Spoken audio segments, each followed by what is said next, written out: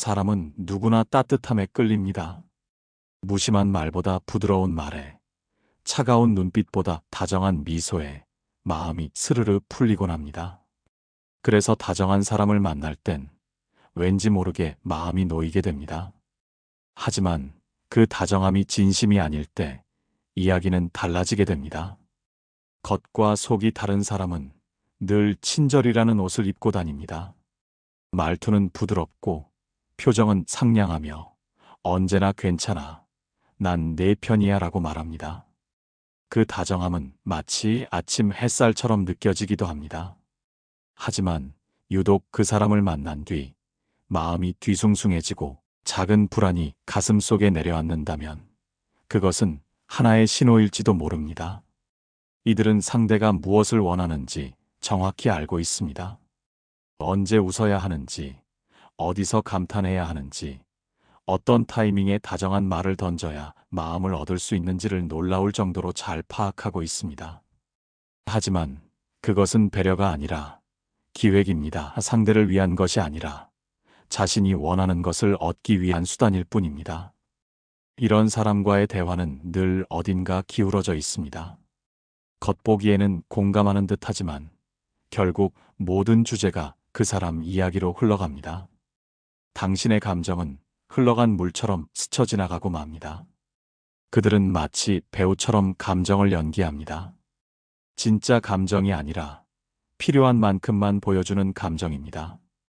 관심을 끌기 위해 흘리는 눈물, 책임을 피하기 위해 내쉬는 한숨, 자신을 포장하기 위해 만들어내는 이야기들로 당신을 혼란스럽게 만듭니다. 철학자 칸트는 도덕적 행위란 동기가 보편적이어야 한다고 말했습니다. 하지만 교활한 사람의 친절은 도덕이 아니라 전략입니다. 진심이 아니라 목적을 위한 장식에 불과합니다. 그 친절은 바람처럼 부드럽지만 그 바람엔 분명한 방향이 담겨 있습니다. 당신을 어디론가 데려가려는 의도가 숨어 있습니다. 그들의 친절에는 무게가 없습니다. 당신이 힘들 때만큼은 따뜻하게 다가오지만 당신이 기대를 보이면 물러섭니다. 그들이 건네는 위로나 배려는 필요할 때만 꺼낼 수 있는 도구일 뿐입니다. 그 친절은 조건부입니다. 주지 않으면 줄 수 없다는 방식으로 작동합니다. 이들은 특히 조종에 능숙합니다. 당신이 어떤 말에 약한지, 어떤 표정에 흔들리는지를 잘 알고 있습니다. 그래서 당신이 힘들어할 때 가까이 다가오고 고민을 털어놓을수록 더 깊이 파고듭니다. 그들의 연민은 조종의 형태로 드러납니다. 작은 도움을 주고 큰 부탁을 합니다. 내가 너 도와줬잖아 라는 말로 빚진 마음을 만들고 당신의 결정권을 빼앗아 갑니다. 이런 사람 앞에서는 거절이 쉽지 않습니다. 괜히 내가 나쁜 사람이 된 것 같고 기대를 저버리는 것이 미안해지기도 합니다. 하지만 기억해야 합니다. 건강한 관계는 죄책감을 거래하지 않습니다. 진짜 다정한 사람은 당신의 거절에도 여전히 다정하며 당신의 거리두기를 존중할 줄 압니다. 그러나 교활한 사람은 거절을 불쾌하게 여기고 거리를 두면 차갑다고 비난합니다. 그들의 다정함은 상냥한 독입니다. 쉽게 취하게 만들고 깊이 중독되게 하며 결국에는 당신이 자신을 의심하게 만듭니다. 그들은 당신의 감각을 무디게 만들어 결국 자신의 말만이 진실처럼 느껴지도록 유도합니다. 그렇게 조용히, 그러나 분명하게 당신을 휘감습니다. 마치 이슬처럼 맺혀 있다가 어느새 옷깃을 적시는 안개처럼 스며듭니다. 사람은 말보다 기류를 믿어야 합니다. 친절한 말보다 그 말 뒤에 흐르는 리듬을 읽어야 합니다. 그 사람이 정말로 당신의 내면을 바라보는지 아니면 단지 표정을 읽고 있는지만이라도 구분해야 합니다. 다정한 말 한마디에 마음이 열렸다면 그 마음을 누가 만지고 있는지를 살펴야 합니다. 그 손이 따뜻한지 아니면 차가운지, 그 손길이 당신을 쓰다듬는지 아니면 조종하는지. 다정해 보이지만 얍삽한 사람은 늘 그 경계에서 춤을 춥니다. 당신이 분별하지 못하기를 바라면서 말입니다. 관심은 누구에게나 필요한 감정의 양식입니다. 그러나 그것을 갈망하는 방식이 과도하거나 왜곡되었을 때 관계는 서서히 무너집니다. 다정해 보이지만 얍삽한 사람들은 이 관심을 갈망하는 방식에서부터 어딘가 불편함을 드러냅니다.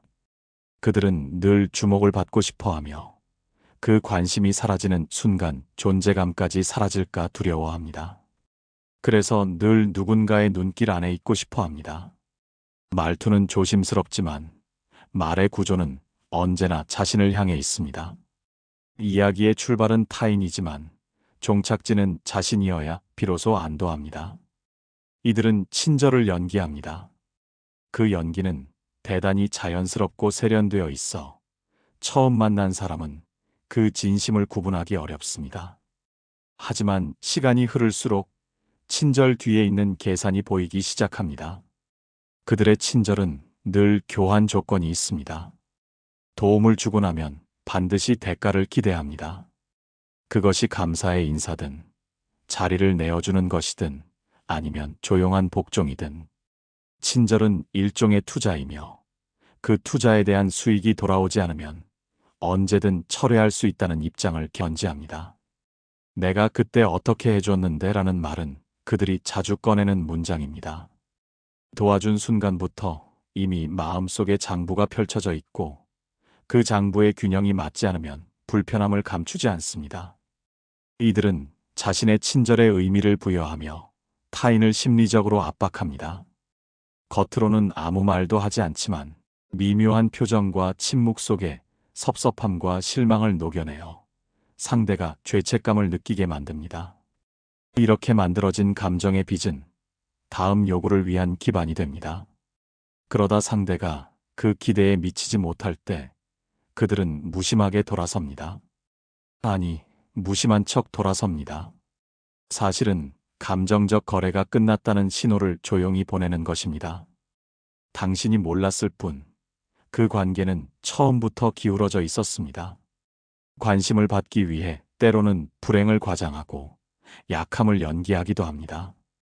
요즘 너무 힘들어라는 말이 위로를 위한 것이 아니라 관심을 끌기 위한 수단일 때 우리는 그것을 정서적 조작이라고 부릅니다.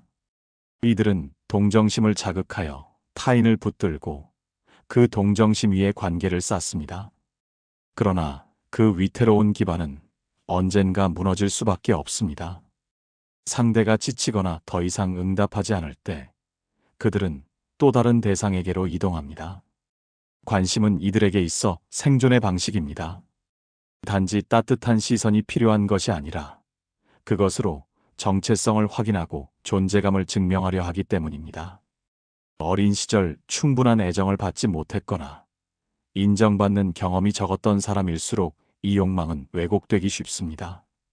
그 갈증은 진심 어린 관계로 채워지기보다는 인위적인 연기와 반복되는 피드백을 통해 해소되기를 원합니다. 그래서 그들은 늘 누군가의 시선을 먹고 살아갑니다. 그런 사람과의 관계는 무의식적으로 긴장을 유발합니다. 그들을 만족시키기 위해 당신은 늘 준비된 반응을 보여야 하고 조금이라도 관심을 덜 주면 불편한 기류가 형성됩니다. 말 한마디에 담긴 무게가 커지고 웃음 하나에도 해석이 따르게 됩니다. 이런 분위기에서 진짜 친밀감은 자라나기 어렵습니다. 진심은 계산 앞에서 위축되고 따뜻함은 점차 의무가 되어버립니다. 결국 당신은 관계를 유지하기 위해 애쓰는 사람이 되고 그들은 그 위에 앉아 익숙한 방식으로 자신을 지켜냅니다. 그러나 관계란 그런 것이 아닙니다. 진심은 거래될 수 없고 관심은 요구할 수 있는 감정이 아닙니다. 그것은 자연스럽게 흘러야 하며 기꺼이 나눌 수 있을 때 진짜 가치를 가집니다. 다정함은 누구나 연기할 수 있지만 진심은 흉내낼 수 없습니다. 우리가 기억해야 할 것은 친절이 많다고 해서 그 사람의 마음이 곧 깊다는 뜻은 아니라는 사실입니다. 관심을 갈구하는 태도, 뒤에 숨겨진 불안과 계산을 읽을 수 있어야 우리는 비로소 스스로를 지킬 수 있게 됩니다. 때로는 다정함을 경계할 줄 아는 것이 나를 지키는 첫걸음이 됩니다. 그들의 말보다 관계의 흐름을 믿고 표정보다 마음의 방향을 읽어야 합니다. 그렇게 조용히, 단단하게 우리의 삶을 가려내야 합니다. 어떤 사람은 늘 억울하다고 말합니다. 누구의 말에도 쉽게 상처받고 일이 잘못되면 언제나 자신은 피해자라고 주장합니다. 그들의 말투는 무력하고 표정은 상처 입은 사람처럼 보입니다. 하지만 그 속을 들여다보면 그 억울함은 방어입니다. 비난받지 않기 위한 기술이며 책임을 피하기 위한 감정의 방패입니다. 다정해 보이는 사람들 중에는 이런 전략을 탁월하게 활용하는 이들이 있습니다. 문제가 생기면 먼저 사과하거나 설명하기보다 자신의 감정을 드러내며 상대가 잘못한 것처럼 분위기를 이끌어갑니다. 그들은 단호하지 않습니다. 대신 서럽습니다. 직접적으로 비난하지 않지만 상대가 미안함을 느끼도록 만듭니다. 내가 뭘 잘못했는지 모르겠지만 그냥 마음이 너무 힘들다는 식의 말은 듣는 사람으로 하여금 스스로를 돌아보게 만들고 결국 죄책감에 사로잡히게 만듭니다. 이런 사람은 어떤 방식으로든 중심을 자신에게 끌어옵니다. 누군가의 아픔도 누군가의 분노도 결국에는 나 때문에 그렇구나라는 결론으로 되돌리며 상황의 중심에 스스로를 놓습니다. 그러나 그 중심은 책임을 짊어지기 위한 자리가 아니라 면죄부를 얻기 위한 자리입니다. 이들은 잘못을 지적당해도 쉽게 인정하지 않습니다. 대신 자신이 왜 그렇게 행동할 수밖에 없었는지를 설명합니다. 그리고 그 설명의 끝에는 언제나 어떤 불가피한 상황이나 누군가의 영향이 놓여 있습니다. 결국 자신은 피해자였고 어쩔 수 없는 선택을 했다는 것입니다. 이런 식의 자기 서사는 반복될수록 관계의 균형을 무너뜨립니다. 상대는 늘 죄송해야 하고 늘 먼저 이해해야 하며 늘 받아줘야만 합니다. 결국 자신이 지켜야 할 책임은 흐려지고 상대가 짊어져야 할 짐은 점점 무거워집니다. 이러한 방식은 자기 자신에 대한 깊은 회피에서 비롯됩니다. 실수나 잘못을 정면으로 바라보는 대신 감정을 방패 삼아 그 순간을 피해가는 것입니다.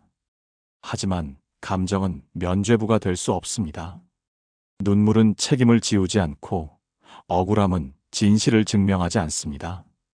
철학자 사르트르는 인간은 자기 행동에 전적으로 책임을 져야 한다고 했습니다. 자유롭게 선택한 삶은 그 결과에 대해서도 자유롭게 책임을 져야 한다는 뜻입니다. 하지만 교활한 사람은 이 책임을 끊임없이 전가합니다. 심지어 상대의 감정을 이용해 그 책임을 감정적으로 떠넘깁니다. 그렇게 관계는 뒤틀립니다. 억울함을 반복적으로 표현하는 사람 곁에 있으면 우리는 점점 자신의 감정에 확신을 잃게 됩니다. 혹시 내가 너무했다는 생각이 들고 혹시 내가 몰랐던 무언가가 있었던 건 아닐까 스스로를 의심하게 됩니다. 결국 그 의심은 상대의 조종에 익숙해지는 결과를 만듭니다. 그들은 단 한마디로도 무기처럼 상황을 전환시킵니다. 내가 그럴 줄 알았지 역시 넌 날 이해 못해 그래. 다 내 탓이야. 이 말은 사과가 아니라 선언입니다. 더 이상 대화하지 않겠다는 선언. 더 이상 책임을 나누지 않겠다는 선언입니다. 그런 선언은 언뜻 상처 입은 사람의 마지막 항변처럼 들리지만 사실은 관계를 멈추기 위한 통제의 언어입니다. 상대가 더 다가오지 못하게 만들고 모든 상황의 귀결을 스스로가 원하는 방향으로 몰고 갑니다. 피해자 코스프레는 결국 자신을 보호하기 위한 방어이자 타인을 조종하기 위한 공격입니다. 다정해 보이지만 얍삽한 사람은 이 억울함의 기제를 누구보다 잘 알고 있으며 그것을 정서적으로 세련되게 포장합니다. 우리가 그 포장에 속는 순간 우리는 더 이상 자신의 감정을 믿지 못하게 됩니다. 그렇기에 중요한 것은 감정의 진위를 따지는 것이 아니라 관계의 흐름을 살피는 일입니다. 그 사람이 얼마나 힘들어 보이느냐보다 얼마나 반복되는가를 보아야 합니다. 그 사람의 말이 얼마나 진심이느냐보다 그 말 뒤에 책임이 따르는지를 보아야 합니다. 진심이란 고백이 아니라 실천이며 억울함이란 감정이 아니라 책임의 부재일 수 있다는 점을 기억해야 합니다. 다정함은 책임을 수반할 때 비로소 진실해집니다. 하지만 다정한 얼굴로 책임을 피하고 감정의 물결에 상대를 휘감는 이들은 결국 관계를 흐리는 사람들입니다. 우리는 때로 사람보다 감정을 먼저 믿는 실수를 합니다. 하지만 진짜 관계는 감정이 아니라 태도로 증명됩니다. 피해자를 연기하는 사람은 스스로의 잘못을 반복하고 조용히 모든 상황의 중심에 자신을 둡니다. 우리는 그 중심에서 벗어나 자신의 위치를 지켜야 합니다. 그렇게 관계는 다시 건강한 균형을 찾아갑니다. 관계는 말로 시작되지만 약속으로 이어집니다.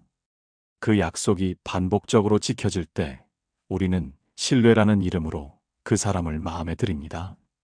하지만 다정해 보이는 사람들 중에는 약속을 아주 가볍게 여기는 이들이 있습니다. 그들은 중요한 순간에 조용히 사라지고 책임져야 할 때는 애써 자리를 피합니다. 처음에는 일정이 바빠서, 사정이 생겨서 또는 실수였다고 설명합니다. 그 말은 친절하게 들리지만 반복될수록 그것이 의도였음을 알게 됩니다.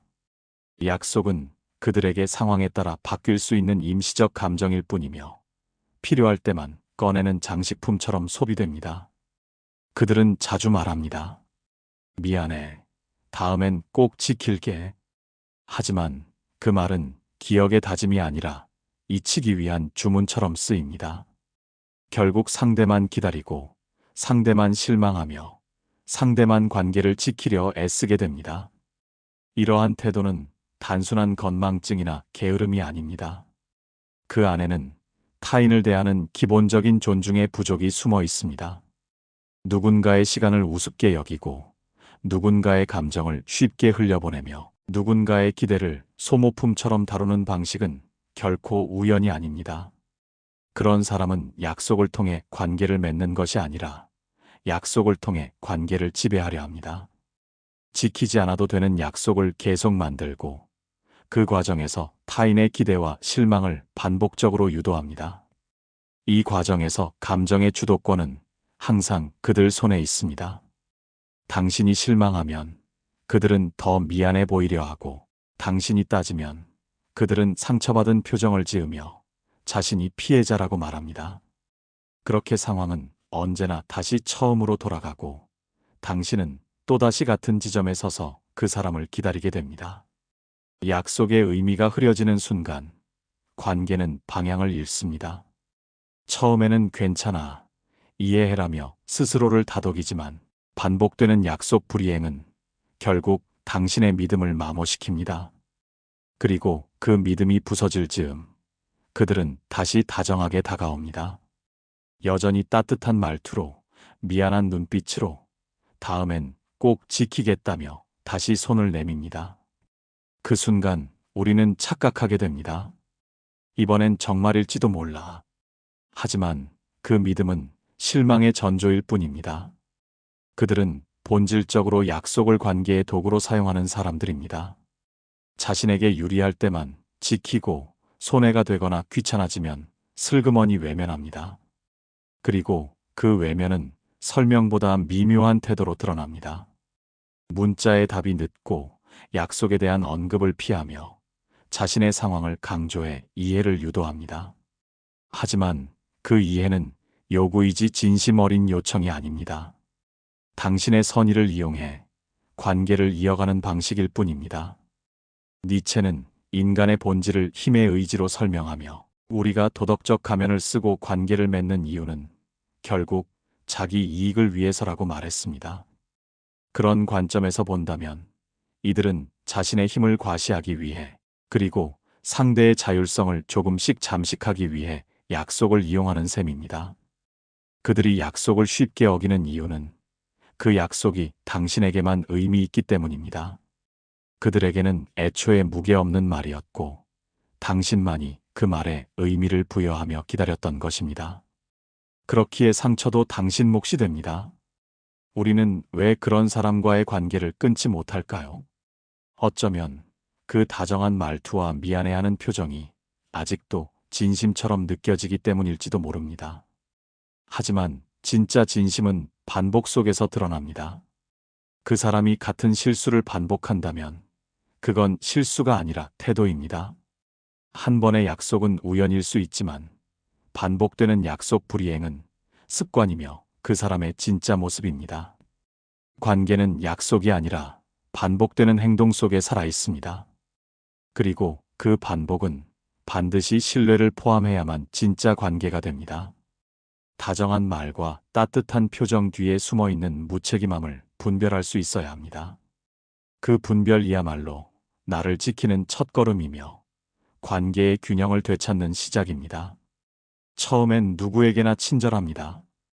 다정한 말투로 다가오고 상대의 기분을 세심하게 살피며 자신이 얼마나 사려 깊은 사람인지를 자연스럽게 드러냅니다. 하지만 시간이 지나면 그들의 다정함이 모든 이에게 적용되지 않는다는 사실을 알게 됩니다. 어떤 사람에게는 특별히 더 친절하고 어떤 사람에게는 이상할 만큼 무심합니다. 다정함의 기준이 일관되지 않고 그 기준은 언제나 그 사람 자신에게 유리한 방향으로 바뀝니다. 다정해 보이지만 얍삽한 사람들은 사람을 나눕니다. 그 구분은 겉으로는 잘 드러나지 않지만 대화의 우선순위와 말투의 미묘한 온도에서 서서히 감지됩니다. 본인이 이득이라 여기는 사람에겐 말끝을 조심하고 눈을 맞추며 세심하게 반응합니다. 반면 도움이 안 된다고 판단한 사람에겐 건성으로 대하거나 존재 자체를 무시합니다. 그들은 관계를 사람과 사람 사이가 아닌 자원과 소비의 대상으로 인식합니다. 가치 있다고 여기는 사람에게는 정성을 쏟고 그렇지 않은 사람은 투명인간처럼 대합니다. 그런 태도는 말보다 공기에 더 많이 묻어 있습니다. 그들과 함께 있을 때 어떤 사람은 지나치게 우쭐해지고 어떤 사람은 이유 없이 작아지는 느낌을 받습니다. 그것은 우연이 아닙니다. 다정함이 공평하지 않기 때문입니다. 문제는 그들이 이 차별을 너무 자연스럽게 수행한다는 점입니다. 그들은 스스로를 공정하다고 여기며 오히려 자신이 더 인간적이라고 믿습니다. 난 그냥 마음 가는 대로 대할 뿐이야 라는 말은 그들에게 흔한 자기 합리화입니다. 그러나 그 마음은 늘 계산의 결과이고 그 계산은 타인을 줄 세우는 방식으로 작동합니다. 어떤 사람은 부드럽게 다가가면서도 누군가는 조용히 배제합니다. 저 사람은 좀 별로잖아라는 식의 말이 쉽게 오가고 비판은 없지만 분명한 선이 그어집니다. 이처럼 교묘한 차별은 대놓고 상처를 주지 않기에 더 위험합니다. 외면과 무시로 이루어진 관계의 간극은 말로 다 설명할 수 없는 불편함과 고립감을 만듭니다. 사람을 나누는 이들은 항상 무리 속에 서서 중심을 지향합니다. 그 중심을 구성하는 방식은 끊임없는 줄세우기와 배타적 연결입니다. 그들은 특정한 무리를 만들고 그 무리 속에서 인정받기 위해 다정함을 전략적으로 사용합니다. 말없이 눈치를 주고 상대방의 반응을 조율하며 분위기를 통제합니다. 이런 방식은 마치 보이지 않는 권력처럼 작동하여 누구는 자꾸만 끌어들여지고 누구는 계속해서 밀려나게 됩니다. 이런 구조 안에서 우리는 자주 스스로를 의심하게 됩니다. 내가 뭘 잘못했을까? 왜 나에겐 저런 반응이 없을까? 그러나 그것은 당신의 문제가 아닙니다. 다정한 사람의 선택이 당신의 가치를 판단하는 기준이 될 수 없습니다. 그들이 만든 틀 안에서 자신을 평가하면 결국 그 기준에 종속된 채 움직일 수밖에 없습니다. 다정해 보이지만 사람을 나누는 이는 결국 관계를 자기 중심으로 편집합니다. 그들은 관계를 통해 권력의 위치를 점하고 조용한 방식으로 자신의 위계를 설정합니다. 철학자 니체는 인간이 도덕을 내세워 권력을 장악하려 한다고 말했습니다. 이처럼 교묘한 차별은 도덕적 가면을 쓴 권력 행사입니다. 친절함이라는 도구로 타인을 구분짓고 그 위에 군림하려는 은밀한 전략입니다. 우리는 그 안에서 더 이상 나답게 존재할 수 없게 됩니다. 자신의 가치를 증명하기 위해 애쓰게 되고 어느새 그 사람의 인정이 필요해져 버립니다. 하지만 진짜 다정함은 누구에게나 같은 온도로 흐릅니다. 상대가 누구든 존중하고 상황이 달라도 일관된 태도를 유지합니다. 그 온도는 단단함에서 오고 타인을 대하는 깊이에서 나옵니다. 사람을 나누는 이들 곁에서 우리는 서서히 자존감을 잃어가게 됩니다. 그렇기에 그 다정함을 의심하는 용기가 필요합니다. 눈빛과 말투에 담긴 미세한 구분을 읽고 그 기준이 어디서 비롯되었는지 살펴야 합니다. 당신이 느낀 위화감은 결코 착각이 아닙니다. 그것은 감정이 아니라 진실을 향한 감각입니다. 다정한 사람일수록 더욱 공평해야 하며 친절한 사람일수록 더욱 일관되어야 합니다. 다정함은 선택이 아니라 태도이며 사람을 나누는 순간 그 다정함은 진심이 아닌 전략으로 전락합니다. 그러니 우리는 사람을 나누는 다정함을 경계해야 합니다. 그것이 관계의 본질을 지키는 첫 번째 걸음입니다. 조용히 자신을 내세우는 사람이 있습니다. 겸손한 말투로 시작하지만 대화가 길어질수록 결국 주제는 자신으로 향합니다. 그들은 누군가의 이야기에 귀 기울이는 듯 보이지만 그 귀는 오직 다음 자랑을 위한 준비일 뿐입니다. 다정해 보이지만 얍삽한 사람들은 이런 식으로 관계의 무게중심을 자신의 쪽으로 끌어당깁니다. 타인의 말은 도입부에 불과하고 자신의 업적이나 소유 혹은 독특한 경험을 펼치기 위한 발판으로 사용됩니다. 그들은 질문을 통해 대화를 이끌지만 그 질문은 관심이 아닌 전략입니다. 상대가 어떤 분야에 관심이 있는지 파악하고 그 관심을 활용해 자신이 얼마나 뛰어난지를 자연스럽게 드러내려 합니다. 그거 나도 해봤어. 예전에 그런 일이 있었지. 그건 내가 더 잘 알아라는 말은 습관처럼 따라붙고 대화는 점점 그 사람만의 무대로 변해갑니다. 이들은 공감하는 듯한 표정 뒤에 자기 확신과 과시의 감정을 숨깁니다. 다른 사람의 경험이나 감정은 그저 자신의 우월함을 더 도드라지게 만들기 위한 장치일 뿐입니다. 문제는 그들의 자랑이 단순한 성취의 공유로 끝나지 않는다는 점입니다. 그 자랑은 대화를 지배하는 수단이 되며 상대를 작아지게 만듭니다. 처음에는 그냥 잘난 사람이라 생각할 수도 있습니다. 하지만 곧 깨닫게 됩니다. 그들은 자랑을 통해 상대를 비교하고 조용히 선을 긋고 무언의 위계를 만들고 있다는 것을 말입니다. 이런 사람은 종종 타인의 감정을 읽지 못합니다. 누군가가 무너지고 있을 때도 자신의 성과를 자랑할 타이밍을 놓치지 않습니다. 마치 타인의 슬픔은 자신의 빛을 더 크게 만드는 배경처럼 여깁니다. 그들은 위로 대신 조언을 던지고 공감 대신 해결책을 제시합니다. 하지만 그 해결책 역시 타인을 위한 것이 아니라 자신이 얼마나 통찰력 있는 사람인지 드러내기 위한 방식일 뿐입니다. 철학자 쇼펜하우어는 허영은 자기 자신에 대한 집착이며 자랑은 그것에 바라다라고 말했습니다. 다정한 척 자랑을 반복하는 이들은 사실 자신을 견디지 못해 타인의 인정으로 스스로를 지탱하는 사람들입니다. 이들은 내면의 결핍을 과시로 메우려 하며 끊임없이 자신을 드러내지 않으면 불안해합니다. 그래서 더 크게 말하고 더 많이 보여주려 하며 더 자주 중심에 서려 합니다. 그들의 다정함은 계산된 연기입니다. 상대가 자신에게 매력을 느끼길 바라고 자신을 신뢰하길 바라며 끝내는 자신을 부러워하길 원합니다. 그래서 늘 반짝이는 말들을 준비하고 대화 속에서 자신의 이미지를 조형합니다.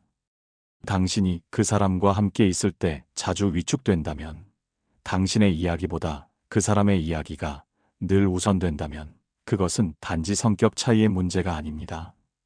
그것은 관계의 주도권이 일방적으로 기울어졌다는 신호입니다. 다정한 사람은 자신의 자랑보다 타인의 말에 더 오래 귀 기울입니다. 그러나 교묘한 사람은 듣는 척하면서도 결국 자신을 말합니다. 공감이란 타인의 이야기에 중심을 내어주는 일인데 이들은 중심을 놓지 않기 위해 다정함을 포장지로 씌웁니다. 그러니 우리는 자랑을 견디는 사이에 자존감을 잃어버리지 않도록 조심해야 합니다. 그들이 던지는 칭찬이 유난히 화려하다면 그건 자신을 더 돋보이게 만들기 위한 배경일 수 있습니다. 그들의 말보다 그들의 구조를 보아야 합니다. 무엇을 말하느냐보다 누구의 이야기가 중심이냐를 살펴야 합니다. 자랑은 누군가의 성취일 수 있지만 반복되면 조종의 수단이 됩니다. 다정함으로 포장된 자랑은 결국 상대의 마음을 지치게 만들고 조용히 감정의 우열을 만듭니다. 그 우열 속에서 우리는 스스로를 작게 여기게 되고 그 자금이 반복되면 관계는 왜곡됩니다. 그렇기에 우리는 그 다정한 자랑 속에서 누구를 위한 대화였는지를 물어야 합니다. 진심은 조용히 드러나고 진짜 관계는 평등하게 이어집니다. 당신의 이야기를 귀하게 여기는 사람과 함께할 때 비로소 우리는 진정한 관계를 살아가게 됩니다. 겉으로는 고개를 끄덕이고 미소를 짓습니다. 맞장구도 잘 치고 때때로 그랬겠네, 힘들었겠다는 말도 덧붙입니다. 언뜻 보면 공감이 풍부한 사람처럼 보입니다. 하지만 정작 자신의 이야기를 꺼냈을 때 돌아오는 반응은 말의 모양만 남아있는 껍데기 같습니다. 다정해 보이지만 얍삽한 사람들의 가장 큰 특징 중 하나는 바로 이 공감의 부재입니다. 그들은 공감을 행동으로 연기할 수는 있지만 마음으로는 할 줄 모릅니다. 타인의 감정을 이해하거나 느끼기보다 그 감정을 어떻게 다뤄야 자신이 유리한지를 판단합니다. 그래서 슬픔 앞에서는 위로하는 척하지만 속으로는 그것을 자신의 존재감을 드러낼 기회로 삼고, 기쁨 앞에서는 함께 웃는 척하지만 내심 그 기쁨이 자신을 위협한다고 느낍니다. 그들의 공감은 진심이 아닌 계산입니다. 상대가 원하는 말을 기억해 두었다가 상황에 따라 꺼내 쓰고, 감정에 대한 표현은 있지만 감정에 대한 이해는 없습니다. 그래서 공감하는 듯한 말이 오히려 상처처럼 느껴질 때가 많습니다. 타인의 이야기를 듣는 순간에도 이미 머릿속은 자신의 반응을 어떻게 구성할지, 어떻게 흐름을 자신에게로 돌릴지로 분주합니다. 그들은 타인의 고통을 이야기로 소비하고 타인의 기쁨은 비교의 재료로 사용합니다. 나도 그랬어, 그 정도면 괜찮지라는 말은 단순한 위로나 격려가 아니라 상대의 감정을 약화시키는 방식으로 사용됩니다. 이런 사람들과 함께 있으면 감정이 왜곡됩니다. 슬퍼도 더 이상 말할 용기를 잃게 되고, 기뻐도 그 기쁨을 나누고 싶지 않게 됩니다. 결국 우리는 그들과 대화할수록 자신을 숨기게 되고, 마음을 다루는 일이 피곤해지며 침묵이 더 편해집니다. 공감은 단순한 동조가 아닙니다. 누군가의 감정에 자리를 내어주고 그 자리에 함께 머무는 일입니다. 하지만 얍삽한 사람은 자리를 주는 대신 자리를 차지하려 합니다. 그래서 상대의 감정을 중심에 두기보다 그 감정을 배경으로 자신을 세웁니다. 당신의 아픔도, 당신의 고민도 결국엔 그 사람의 한마디로 수렴됩니다. 나도 예전에 그런 일이 있었는데 말이야, 너무 예민한 거 아냐? 그럴 땐 그냥 넘겨야지. 그런 말들은 모두 그 사람 자신이 중심에 서 있다는 방증입니다. 타인의 감정은 그들의 무대 장치일 뿐, 그 무대 위에서는 결국 그들만이 빛나야 합니다. 철학자 마르틴 부버는 인간 사이의 관계를 나-너의 관계와 나-그것의 관계로 구분했습니다. 나-너는 서로가 독립된 존재로서 존중받는 관계이고, 나-그것은 상대를 수단으로 바라보는 관계입니다. 얍삽한 사람은 공감하는 척하면서도 끊임없이 상대를 그것으로 만듭니다. 공감은 관계를 너로 바꾸는 힘이지만 그들은 감정을 흉내낼 뿐 상대를 결코 너로 바라보지 않습니다. 우리는 때때로 말의 내용보다 말의 기류를 더 잘 느낍니다. 따뜻한 말에도 냉기가 느껴지고 조용한 위로에도 무심함이 느껴지는 이유는 그 사람의 태도가 말을 압도하기 때문입니다. 그 태도는 시선의 깊이에서 드러나고 대화의 리듬에서 감지되며 침묵의 방식에서 결정됩니다. 공감하지 못하는 사람과 함께 있으면 우리는 점점 더 조심스러워집니다. 내 감정을 설명해야 할 것 같고, 내 반응을 포장해야 할 것 같고, 나조차 내 마음을 검열하게 됩니다. 그러다 결국 그 관계 안에서는 감정이 아니라 역할만이 남습니다. 그리고 우리는 역할에 갇힌 채 점점 그 사람에게 감정적으로 무감각해집니다. 다정한 말과 부드러운 태도에 숨겨진 무심함을 간파하는 일은 어렵지만 그 무심함은 반드시 반복됩니다. 진심은 때때로 서툴지만 반복되는 무심함은 결국 본질입니다. 우리는 그 반복을 통해 진짜를 알아차릴 수 있습니다. 공감은 기술이 아니라 마음이며 그 마음이 없는 공감은 감정을 흉내낼 뿐 돌보지 않습니다. 그래서 우리는 가짜 공감에 속지 않기 위해 그 말보다 태도와 반복을 살펴야 합니다. 그 사람이 내 마음에 어떻게 반응했는지를 기억하고 그 반응이 언제나 나의 감정을 중심에 두었는지를 따져야 합니다. 그렇게 감정을 지켜내는 것이야말로 자신을 지키는 일이 됩니다. 그리고 진짜 공감은 당신의 마음이 있는 그 자리에서 조용히 머무를 줄 아는 사람과 함께 있을 때 가능해집니다. 다정한 말투로 이야기를 시작합니다. 칭찬처럼 들리는 말, 농담처럼 들리는 표현, 조언처럼 포장된 문장. 하지만 이상하게도 그 말을 듣고 나면 마음 한구석이 서늘해집니다.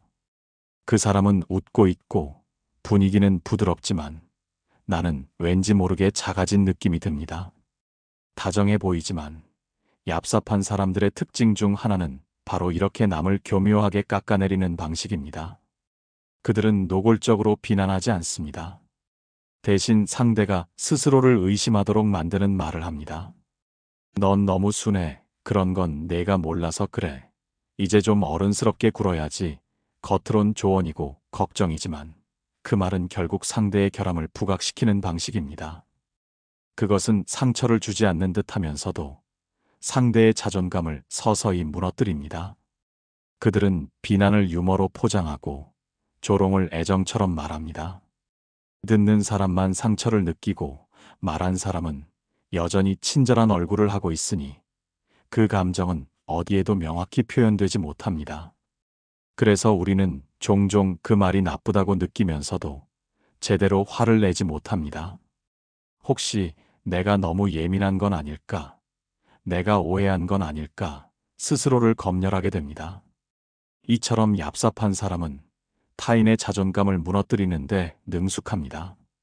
그들은 자신이 위에 있고 상대가 아래에 있는 구도를 본능처럼 유지하려 합니다. 그래서 상대가 자신보다 빛나면 초조해지고 기뻐하면 사소한 결점을 들춰냅니다. 그것은 질투이자 통제이며 관계를 자신에게 유리하게 유지하기 위한 무언의 전략입니다. 철학자 루소는 인간이 사회 속에서 타인의 시선을 의식하면서 스스로를 판단하게 된다고 했습니다. 얍삽한 사람은 이 원리를 정확히 이해하고 있습니다. 그들은 타인의 시선을 조작함으로써 상대의 자아를 흔듭니다. 예컨대 누군가를 다수가 있는 자리에서 미묘하게 지적하거나 말끝을 잡아 당황하게 만들고 그 상황을 웃음으로 마무리합니다. 그 순간의 웃음은 모두를 위한 것이 아니라 상대만을 향한 고립의 시작입니다. 이런 방식은 언뜻 사소해 보이지만 반복될수록 강력한 영향력을 가집니다. 상대는 그 사람 앞에서 말을 조심하게 되고 감정을 숨기며 점점 위축된 태도로 대화를 이어갑니다. 결국에는 그 관계 안에서만큼은 자신이 늘 부족한 사람처럼 느껴집니다. 반대로 얍삽한 사람은 그런 태도를 보며 만족을 느낍니다. 자신의 영향력이 지속되고 있다는 확인, 상대가 자신보다 아래에 머물고 있다는 안정감. 그것이 그들이 원하는 구조이며 그 구조를 다정함으로 위장합니다. 당신의 장점을 인정하는 척하면서도 그 장점이 위험해지기 전에 조용히 깎아냅니다. 그래도 너는 아직 그런 걸 잘 몰라서 그래. 그런 성격도 매력인데 가끔은 문제되더라. 이런 말은 감싸는 척하지만 결국 경계를 긋고 당신을 좁은 틀 안에 가두려는 시도입니다. 다정한 조언 뒤에 숨어있는 우월감, 그 미묘한 위계는 결국 관계를 지배하기 위한 수단입니다. 우리는 그들의 말보다 그 말이 남긴 감정에 집중해야 합니다. 말은 다정했지만 마음이 아팠다면 그것은 친절이 아니라 지배일 수 있습니다. 좋은 말도 부드러운 말도 상대를 위축시키는 방식으로 쓰인다면 그것은 결국 공격입니다. 얍삽한 사람은 이 공격을 정교하게 포장해 타인의 눈을 속이고 당신의 감정을 혼란스럽게 만듭니다. 그러니 우리는 말의 내용이 아니라 그 말이 나에게 어떤 영향을 주었는지를 살펴야 합니다. 그 사람과의 대화 후 내가 더 작아졌는지, 더 강해졌는지를 스스로에게 물어야 합니다. 진짜 다정함은 상대를 키워주는 말로 드러납니다. 단점을 가리기보다 장점을 끌어올리고 부족함을 지적하기보다 가능성을 바라보며 감정을 위축시키는 대신 감정을 존중합니다. 다정해 보이지만 남을 깎아내리는 이들은 결국 자신의 불안을 타인의 자존감 위에 세우는 사람들입니다. 그 불안은 자기 확신이 아닌 남을 비교함으로써 유지되며 그 비교는 끝없이 주변을 소모하게 만듭니다. 우리는 그 소모의 고리에 갇히지 않기 위해 말의 겉보다 마음의 온도를 읽어야 합니다. 다정함이 항상 따뜻한 것은 아닙니다. 때로는 가장 부드러운 말이 가장 차가운 의도를 감추고 있을 수 있습니다. 처음에는 믿게 됩니다. 말투는 자연스럽고 눈빛은 흔들림이 없으며 상황 설명은 구체적이고 일관됩니다. 그래서 의심할 이유가 없다고 생각합니다. 하지만 시간이 흐를수록 말과 말 사이의 틈이 느껴지고 상황은 설명과 다르게 흘러가며 그들의 말은 기억보다 빠르게 변합니다. 다정해 보이지만 얍삽한 사람들의 본질은 거짓 속에 숨어 있습니다. 그들은 거짓말을 선택이 아니라 일상처럼 사용합니다. 때로는 필요에 의해, 때로는 습관적으로, 때로는 상대를 조종하기 위해 거짓을 활용합니다. 그 거짓은 노골적이지 않습니다. 진실에 가까운 말, 사실을 비트는 표현, 일부만을 드러내는 이야기. 이런 방식으로 진실 전체를 가린 채 상대가 믿고 싶은 쪽으로 유도합니다. 그래서 그들의 말은 설득력 있고 말하는 이조차 진심처럼 보입니다. 하지만 거짓은 언젠가 무게를 드러냅니다. 상황은 복잡해지고 말은 꼬이기 시작하며 당신은 점점 더 설명을 요구하게 됩니다. 그러면 그들은 말이 많아지고 그 말 속에는 의심을 덮기 위한 화려한 장식이 더해집니다. 얍삽한 사람은 이 장식을 통해 의심을 교란시키고 거짓을 감추는데 능숙합니다. 그들은 한 번의 거짓을 위해 여러 개의 새로운 거짓을 만들어내며 그 말들로 당신을 포위합니다. 결국 당신은 무엇이 진실이고 무엇이 조작인지 판단하지 못하게 되고 감정은 지치고 의심은 자책으로 변해갑니다. 내가 예민한 걸까? 그 사람이 나쁜 의도로 그랬을까? 그렇게 생각하는 순간 그들의 거짓은 완성됩니다. 진실을 밝히는 대신 감정을 흔드는 방식, 이것이 바로 얍삽한 거짓의 핵심입니다. 그들은 진실보다 믿음을 조작하려 합니다. 진실은 정리되면 끝나지만 믿음은 의심으로 흔들릴 때 가장 약해지기 때문입니다. 철학자 한나 아렌트는 거짓말은 단순한 정보 왜곡이 아니라 세계 자체를 바꾸려는 시도라고 했습니다. 얍삽한 사람은 그 작은 거짓을 통해 당신의 세계를 바꾸려 합니다. 당신이 보던 사람, 믿던 감정, 기대하던 관계 모두를 자신이 원하는 방식으로 재편합니다. 그러면서도 그들은 언제나 부드럽고 친절합니다. 거짓을 사과하기보다 오해라고 말하고 진실을 밝히기보다 그 상황이 왜 그랬는지를 설명합니다. 하지만 진실은 언제나 단순합니다. 설명이 길수록, 감정이 복잡할수록 우리는 그 말의 무게를 다시 살펴봐야 합니다.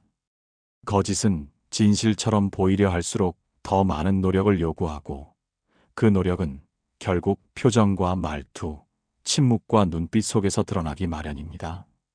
얍삽한 사람은 이 틈을 조용히 통과하지만 반복되는 말의 리듬, 설명의 구조, 반응의 패턴 속에서 진짜가 아닌 것을 알 수 있습니다. 우리는 자주 관계를 믿으려다 사람을 잃고 말의 논리를 따르려다 감정의 직관을 잃습니다. 하지만 감정은 진실을 감지하는 가장 민감한 도구입니다.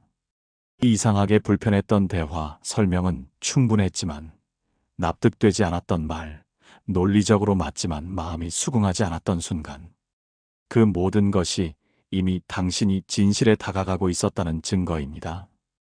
거짓은 신뢰를 파괴할 뿐 아니라 자기 자신에 대한 신뢰마저 흔들리게 만듭니다. 그래서 그들과 함께 있으면 자꾸만 스스로를 의심하게 되고 결국 자신의 감정이 틀렸다고 느끼게 됩니다.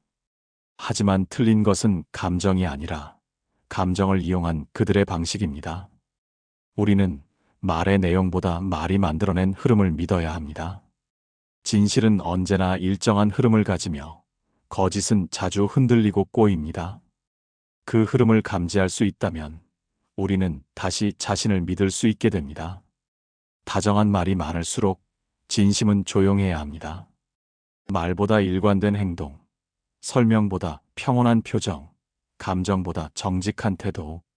그것이 진짜 진실을 드러내는 방식입니다. 거짓은 결국 관계를 무너뜨립니다. 그들이 무너뜨리는 것은 타인과의 연결만이 아니라 당신의 직감, 판단, 자존감까지 포함됩니다. 그러니 우리는 그 다정한 거짓에 속지 않기 위해 자신을 믿는 연습부터 다시 시작해야 합니다. 말투는 당당하고 눈빛은 흔들림이 없습니다. 질문이 들어와도 주저함 없이 답하고 새로운 의견이 나와도 흔쾌히 부정합니다. 마치 자신이 모든 것을 알고 있고 언제나 옳은 판단을 내릴 수 있는 사람처럼 행동합니다. 다정해 보이지만 얍삽한 사람들의 마지막 특징은 바로 이 과도한 자신감과 억지 주장입니다. 그들은 스스로를 강하게 믿는 척하지만 그 자신감은 단단한 내면에서 비롯된 것이 아닙니다. 오히려 불안한 내면을 숨기기 위해 외적으로 세운 벽일 뿐입니다. 그 벽은 말의 크기로, 표정의 단단함으로, 분위기의 장악으로 세워집니다. 그래서 처음에는 설득력이 있고 신뢰감을 줍니다. 하지만 곧 그 확신이 타인을 무시하는 방식으로 드러나고 자기중심적 사고로 고착되며 결국엔 억지를 정당화하는 도구로 변질됩니다. 얍삽한 사람은 자신의 의견이 틀릴 수 있다는 가능성을 고려하지 않습니다. 자신이 늘 옳고 타인의 말은 참고 사항일 뿐이라는 태도로 관계를 주도합니다. 그래서 대화는 점점 상대의 침묵으로 채워지고 의견 교환이 아닌 감정 소모의 장으로 바뀝니다. 그들은 자주 이야기합니다. 그건 내가 해봐서 아는데 난 그런 상황을 이미 다 겪어봤어. 그건 내가 아직 잘 몰라서 그래. 이런 말은 경험의 공유가 아니라 지식의 독점이며 결국 상대를 아래에 두려는 표현입니다. 그렇게 상대의 말은 무시되고 다른 관점은 배제되며 관계는 수직으로 굳어집니다. 더 문제는 얍삽한 사람은 이 태도를 고치려 하지 않는다는 점입니다. 누군가 이의를 제기하면 예민하게 반응하고 농담처럼 넘기며 책임을 회피하거나 오히려 상대를 비난의 분위기를 바꿔버립니다. 왜 이렇게 예민해? 그냥 한 말이야. 다들 웃는데 너만 왜 그래? 이런 말은 본질적인 문제에서 시선을 돌리고 논점 대신 감정에 초점을 맞춰 상대를 방어적으로 만듭니다. 결국 우리는 그들과의 대화에서 자신을 설명해야 하는 위치에 놓이게 되고 자신의 감정이나 생각을 반복적으로 검증해야 합니다. 이런 구조는 피로함을 쌓이게 하고 관계의 균형을 무너뜨립니다. 철학자 소크라테스는 자신이 모른다는 사실을 아는 것이 지혜의 시작이라고 했습니다. 그러나 얍삽한 사람은 모른다는 말을 하지 않습니다. 그들은 질문을 경계하고 반론을 방해하며 끝까지 자신의 주장을 밀어붙입니다. 그것은 진실을 위한 태도가 아니라 권력을 유지하기 위한 방어적 습관입니다. 억지를 반복하는 사람은 결국 자신조차 그 주장의 옳고 그름을 따지지 않게 됩니다. 그들에게 중요한 건 옳음이 아니라 이김이며 논리가 아니라 분위기입니다. 그래서 말보다 목소리가 커지고 대화보다 선동에 가까운 말들이 늘어납니다. 우리는 그런 사람 앞에서 점점 말이 줄어들고 나중에는 침묵이 익숙해집니다. 하지만 침묵은 동의가 아닙니다.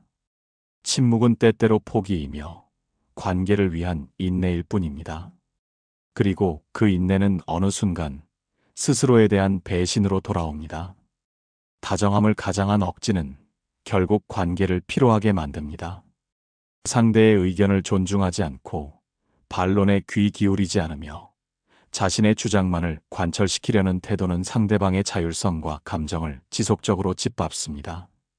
이런 사람들과의 관계는 불균형 속에서 유지되고 그 불균형은 자존감의 손실로 이어집니다. 우리는 그런 억지 속에서 자신의 자리를 다시 세워야 합니다. 상대가 무엇을 말하든 나의 생각과 감정이 타당하다는 사실을 잊지 말아야 합니다. 누군가의 자신감이 과장되어 보일 때 그 안에 숨겨진 불안을 읽을 수 있어야 하며 그 불안을 굳이 내가 해결해줘야 할 이유는 없다는 사실을 깨달아야 합니다. 진짜 자신감은 조용합니다. 그것은 타인의 의견에 귀 기울일 수 있는 여유이고 자신의 부족함을 인정할 수 있는 용기이며 관계 속에서 균형을 지키려는 태도입니다.